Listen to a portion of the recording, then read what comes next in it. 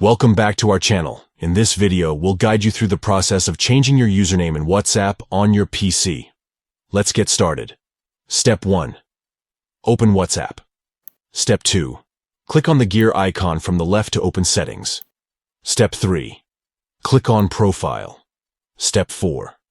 Press the pen icon next to your current username. Step 5. Type in your desired new username. Congratulations! You have successfully changed your username in WhatsApp on your PC. Changing your username can be a great way to personalize your WhatsApp profile and make it more unique. Whether you want to use your real name or a creative username, WhatsApp allows you to easily update this information. Remember, your username is how your contacts will identify you on WhatsApp.